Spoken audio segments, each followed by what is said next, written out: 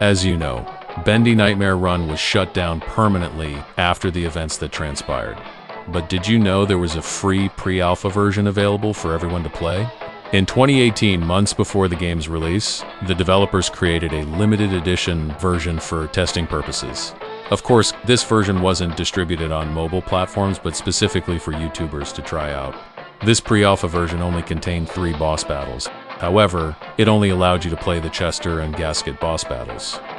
When you tried to enter the Canoodle boss battle, a warning appeared saying it would be available when the full version of the game was released. Boris and Alice Angel weren't in the game. The only playable character was Bendy, and you couldn't get costumes, and the gameplay was slightly different from its current state. The maps were almost completely empty. There were no health bars showing your and the boss's health. Because of this, the boss never died, and you were immediately killed in one hit.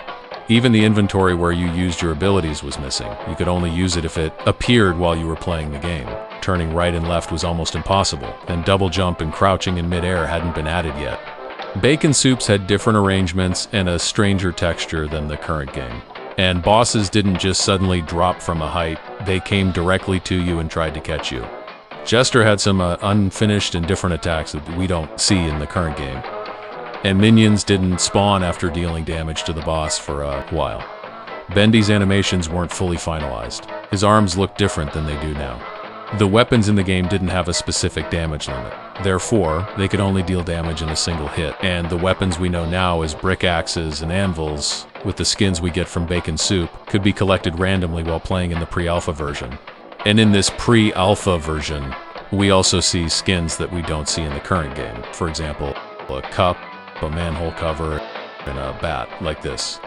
In my theory, it was thought that the weapons would appear in a way that matched the theme of the bosses. Also, there was a cheat code panel in the game so you could play the game without taking damage. And the good news is you can download the pre-alpha version for free from GameJolt. The bad news is that the game unfortunately doesn't work on iOS devices, so sorry iOS users, maybe another time.